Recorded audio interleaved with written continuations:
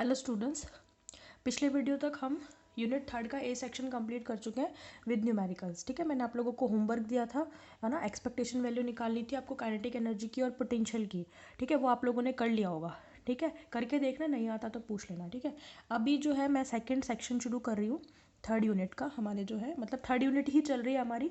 ठीक है, वो तो मैं बीच बीच में बता देती हूँ कहाँ ए सेक्शन है और कहाँ बी सेक्शन है। ठीक है, चलो देखें तो आज सेकंड सेक्शन का यानी कि यूनिट थर्ड के सेकंड सेक्शन का जो टॉपिक है वो है हमारा एक्चुअली गोलीय निर्देशांकों में श्रोडिंगर समीकरण।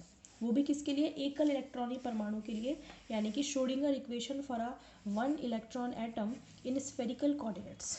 ठीक है, लेकिन उससे पहले एक छोटी सी हेडिंग पढ़ना जरूरी है जिसका नाम है गोलीय सममित विभव।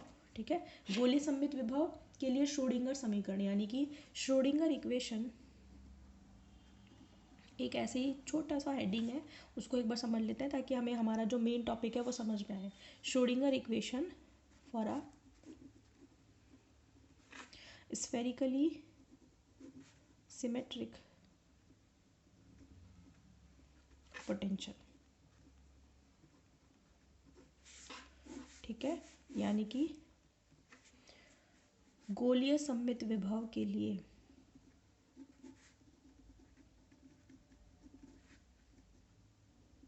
गोलीय सममित विभव के लिए श्रोडिंगर समीकरण।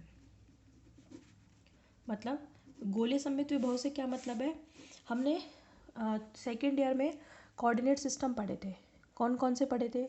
एक तो हमने पढ़ा था कार्टेशियन से, तो हम पहले से ही जानते हैं कार्टेशियन को। तो इसके अलावा हमने पढ़ा था स्फेरिकल कोऑर्डिनेट सिस्टम यानी कि गोलीय निर्देश तंत्र, और एक पढ़ा था बेलनाकार निर्देशांक तंत्र यानी कि सिलेंड्रिकल कोऑर्डिनेट सिस्टम। ठीक है, तो हमने क्या कहा था कि जो गोलीय निर्देशांक होते हैं उनको हम आर थीटा फाई से शो करते हैं।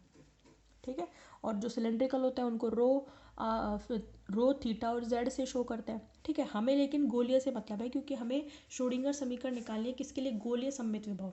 गोलीय सममित विभव से मेरा मतलब यहाँ पर ये है कि एक ऐसा विभव या एक ऐसा पोटेंशियल जो केवल आर पर डिपेंड करे, जो थीटा पर डिपेंड ना करे, जो फाई पर डिपेंड ना करे। हालांकि ये तीनों ही गोलीय निर्देशांक हैं, लेकिन गोलीय सममित वर्ड यानी कि स्फेरिकल सिमेट्रिक से क्या मतलब है कि एक ऐसा पोटेंशियल जो केवल आर कोऑर्डिनेट पर डिपेंड करे, ठीक है, पोजीशन पर डिपेंड करे, लेकिन थीटा और फाई एंगुलर कोऑर्डिनेट्स पर डिपेंड ना करे।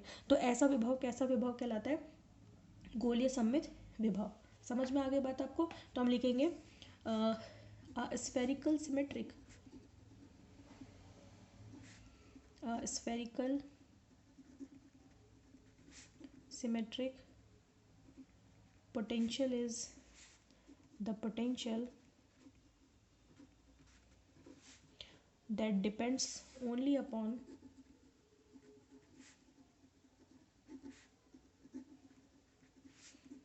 position vector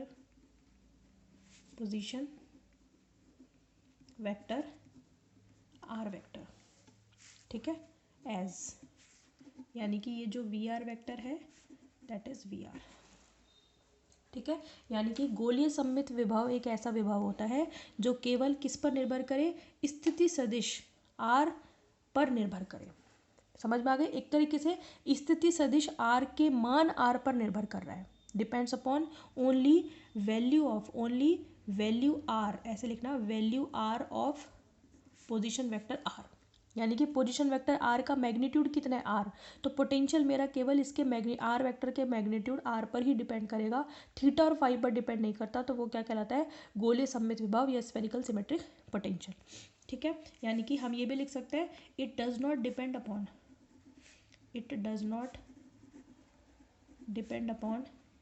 other spherical coordinates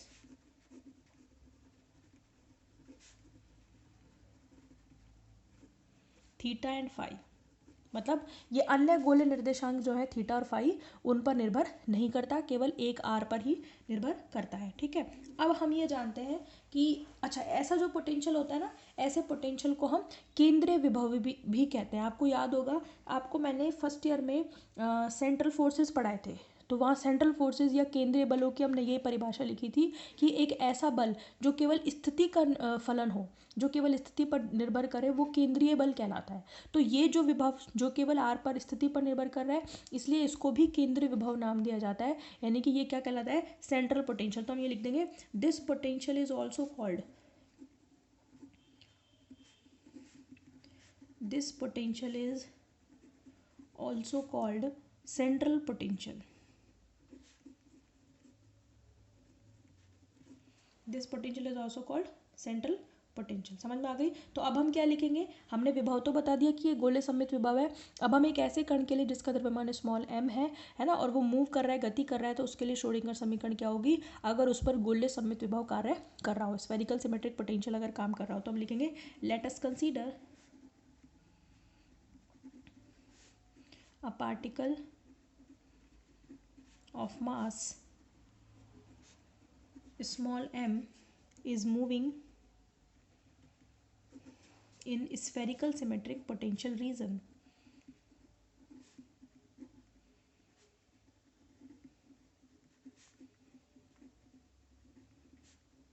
यानी कि एक स्मॉल m द्रव्यमान का कण गोले सममित विभव क्षेत्र में क्या कर रहा है, गति कर रहा है। देन श्रोडिंगर इक्वेशन, तो उसके लिए श्रोडिंगर समीकरण क्या होगी, श्रोडिंगर इक्वेशन हम जानते हैं श्रोडिंगर समीकरण क्या होती है, H psi is equal to E psi होती है। एच क्या है, हैमिल्टोनियन है।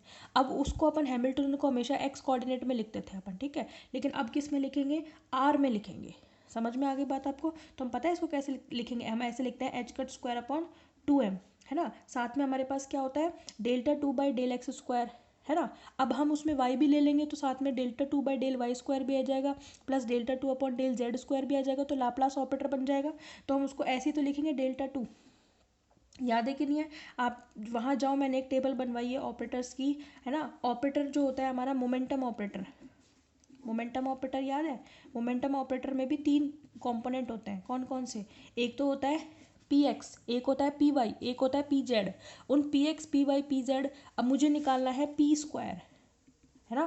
तो पी स्क्वायर जो है उसका जो होता है ना H cut square upon 2m, वो होता है ये पी कैप स्क्वायर की ऑपरेटर फॉर्म ये होती है, ठीक है। ये किसको बता रहा है, काइनेटिक एनर्जी को, ये किसको बता रहा है, पोटेंशियल एनर्जी को, वो तो दिख ही रही है, ठीक है। तो ये क्या है, ये है kinetic energy. Kinetic energy T क्या होती है, पी स्क्वायर अपॉन 2m, यही तो होती है।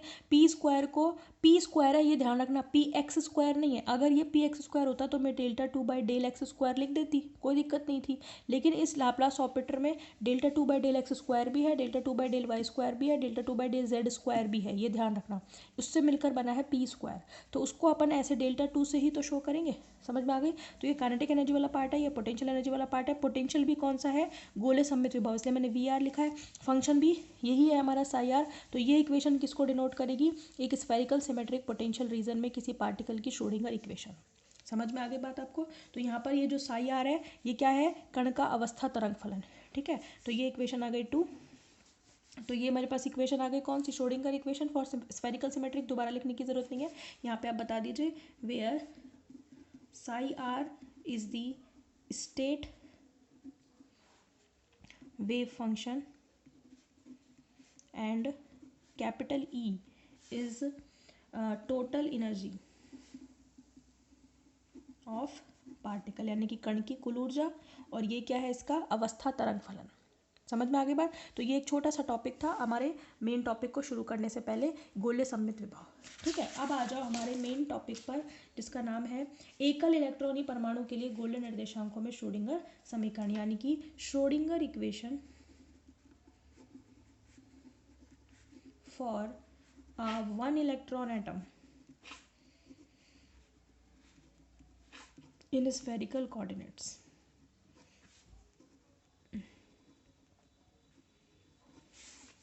ठीक है, यानी कि हिंदी में लिख देती हूँ, एकल इलेक्ट्रॉन मतलब एक ऐसा परमाणु जिसमें एक ही इलेक्ट्रॉन हो। एकल इलेक्ट्रॉनी परमाणु के लिए गोलीय निर्देशांकों में श्रोडिंगर समीकरण, गोलीय निर्देशांकों में श्रोडिंगर समीकरण, ठीक है, देखें, एकल इलेक्ट्रॉनिक परमाणु, यहाँ पे एक वर्ड आया है एकल इलेक्ट्रॉनिक परमाणु या सिंगल इलेक्ट्रॉन सिस्टम या वन इलेक्ट्रॉन सिस्टम। कैसा कौन सा ऐसा एटम, आप सोचो कि ऐसा कौन सा एटम होगा जिसमें एक ही इलेक्ट्रॉन होगा, बताओ। एकल इलेक्ट्रॉनिक परमाणु एक ऐसा परमाणु होगा, मैं खुद ही बता रही हूँ, जिसमें एक ही इलेक्ट्रॉन होगा और वो एक ही इलेक्ट्रॉन जो है वो क्या करेगा, नाभिक के चारों ओर गति करेगा, रिवॉल्व करेगा। लेकिन ऐसे कौन कौन से एटम है, देखो, जैसे हाइड्रोजन एटम, एच एटम, इसमें एक ही इलेक्ट्रॉन होता है, नाभिक में एक ही प्रोटॉन होता है, ठीक है, 1H1 ही तो लिखते हो आप इसका। और हम एच एटम को सिर्फ प्रोटॉन भी कह सकते हैं, प्रोटॉन कहते ही हैं हम, क्योंकि जो एच एटम है उसमें एक प्रोटॉन और एक ही इलेक्ट्रॉन होता है, और एक इलेक्ट्रॉन ही उस नाभिक यानी कि उस प्रोटॉन के चारों तरफ क्या करता रहता है, गति करता रहता है, रिवॉल्व करता रहता है, उसके चारों तरफ चक्कर लगाता रहता है, ठीक है। और बताओ, और ऐसा कौन सा एटम है जिसमें एक ही इलेक्ट्रॉन हो सकता है, क्या एक सिर्फ हाइड्रोजन एटम ही है, नहीं भाई, सिंगल इलेक्ट्रॉन सिस्टम में हाइड्रोजन एटम के साथ He+ एटम, He+ आयन भी आता है, He+ आयन है, Li2+ आयन है, ये सारे क्या है, एक सिंगल इलेक्ट्रॉन सिस्टम में इंक्लूड होते हैं। समझ में आगे बात। He+, देखो वैसे तो हाइड्रोजन हीलियम जो होता है वो उसको हम बोलते हैं 2He4, समझ में आ गई। 2He4 में क्या है, दो इसमें प्रोटॉन है ना, और 4 का मतलब क्या है, दो प्रोटॉन है प्लस दो न्यूट्रॉन है इसमें, समझ में आ गई। और इसमें क्या करते हैं, कितने इलेक्ट्रॉन्स होते हैं हीलियम में, जितने प्रोटॉन होते हैं ना उतने ही इलेक्ट्रॉन होते हैं किसी भी एटम में, तो दो प्रोटॉन है तो दो ही इलेक्ट्रॉन होते हैं। लेकिन अगर ये अपना एक इलेक्ट्रॉन किसी दूसरे को दे दे तो इसके पास एक इलेक्ट्रॉन ही बचेगा और उसके ऊपर प्लस आ जाएगा, आएगा कि नहीं आएगा। हीलियम के पास दो इलेक्ट्रॉन है, इसने अपना एक इलेक्ट्रॉन किसी और को दे दिया जिसके साथ इसने बॉन्ड बना रखा है, सपोज करो, ठीक है, तो इसके पास एक ही इलेक्ट्रॉन बच गया, तो ये भी एक सिंगल इलेक्ट्रॉन सिस्टम हो गया, ठीक है। लिथियम है, लिथियम के पास 3 होते हैं, उसने अपने 2 किसी और को दे दिया तो उसके पास 2+ आ गया, समझ में आ गई। तो ये Li2+ आयन, He+ आयन और H एटम खुद ये कैसे सिस्टम है, सिंगल इलेक्ट्रॉन सिस्टम है। हालांकि हम हमारा पूरा केस स्टडी करेंगे फॉर H एटम, क्योंकि हमने एटम की बात कर दी है यहाँ पे, तो हाइड्रोजन एटम के लिए ही करेंगे, लेकिन फिर भी सिंगल इलेक्ट्रॉन सिस्टम में आपका H एटम भी आता है ना, He+ और Li2+ आयन्स भी इंक्लूडेड होते हैं। समझ में आगे बात आपको। तो हम लिखेंगे सबसे पहले single electron atoms are the atoms in which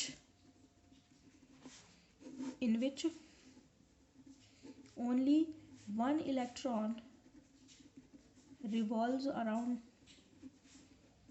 the nucleus in a potential region। यानी कि एकल इलेक्ट्रॉनिक परमाणु एक ऐसा परमाणु होता है जिसमें एक ही इलेक्ट्रॉन नाभिक के चारों तरफ किसी विभव क्षेत्र में क्या करता रहता है, चक्कर लगाता रहता है। फॉर एग्जाम्पल, आप एग्जाम्पल लिख सकते हैं इसमें, H एटम है, ये एक सिंगल इलेक्ट्रॉन है, इसके अलावा He+ आयन है, Li2+ आयन है, ठीक है। और भी आगे जैसे आप बेरिलियम में जाओगे तो Be3+ आयन भी सिंगल इलेक्ट्रॉन सिस्टम में ही होगा। ऐसा नहीं है पर सब में से कितने भी निकालते जाओ, ऐसा नहीं है, जनरली हाइड्रोजन से लिथियम तक ही इंक्लूड किए जाते हैं। ऐसे तो आपका हो गया, आगे भी हम इलेक्ट्रॉन्स निकाल देंगे, इलेक्ट्रॉन अपनी मर्जी से थोड़ी ना निकलेगा, है ना, उसके ऊपर। और आगे जाकर ज़्यादा हैवी एटम्स के लिए तो इतने सारे इलेक्ट्रॉन्स निकालना भी बहुत मुश्किल वाली बात हो जाएगी, फिर वहाँ पर और बहुत सारी कंडीशंस लगती हैं, ठीक है। तो ऐसा नहीं है कि सब में से निकालते जाओ सारे इलेक्ट्रॉन्स और एक एक बचाते जाओ तो वो सारे सिंगल इलेक्ट्रॉन सिस्टम में इंक्लूड हो जाएंगे, ऐसे नहीं है भाई, ठीक है। हम ये केवल लाइट पार्टिकल्स के लिए, जहाँ पर एक दो इलेक्ट्रॉन्स इजीली एक्सट्रैक्ट करना या निकालना आसान होता है, उन्हीं के लिए कह सकते हैं, ये बात ध्यान रखना, ठीक है।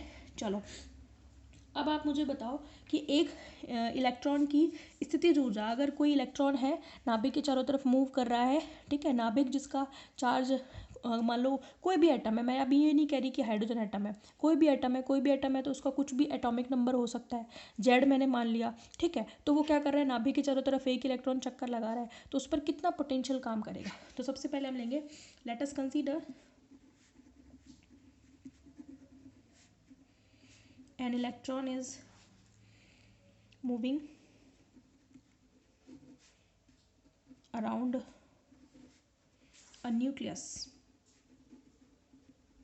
of charge Ze, नाभिक का चार्ज कितना होता है ZE, अगर उसका एटॉमिक नंबर कितना है कैपिटल Z है। क्योंकि मुझे नहीं पता ना, मैं कह रही हूँ ना कि मेरे को नहीं पता कौन सा एलिमेंट है, कोई भी एलिमेंट है तो मैंने Z लिख दिया।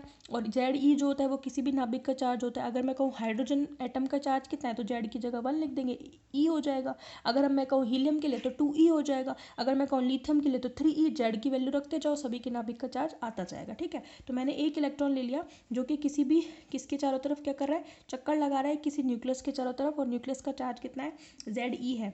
Then potential energy of electron, potential energy क्या होती है VR। पोटेंशियल कैसा है मेरा स्फेरिकल सिमेट्रिक, इसीलिए मैंने इससे पहले वाला टॉपिक करवाया था। ठीक है, स्फेरिकल सिमेट्रिक है तो क्या होती है पोटेंशियल एनर्जी, कितनी होती है भाई, पोटेंशियल एनर्जी होती है KQ1 Q2 upon small r। ठीक है, K है ना, Q1 कौन है ZE, Q2 कौन है इलेक्ट्रॉन, इलेक्ट्रॉन पर चार्ज कितना होता है -E। समझ में आ गई। KQ1 तो हो गया खुद कौन, न्यूक्लियस का चार्ज कितना है ZE है। ठीक है, और इलेक्ट्रॉन का कितना है -E, उनके बीच की डिस्टेंस कितनी है स्मॉल r। तो ये मेरे पास क्या आ गई पोटेंशियल एनर्जी। आप इसको ऐसे भी लिख सकते हो, माइनस को बाहर ले लो, K को हम 1/4πε0 लिख सकते हैं, है ना, ZE² अपॉन r भी लिख सकते हैं।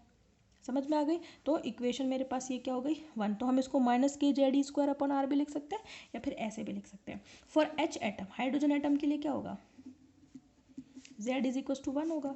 तो VR कितना हो जाएगा माइनस, साथ में कितना आ जाएगा -K, Z की जगह पर मैंने 1 लिख दिया, -KE² upon r। Equation number 2। r क्या है, नाभिक और इलेक्ट्रॉन के बीच की डिस्टेंस है।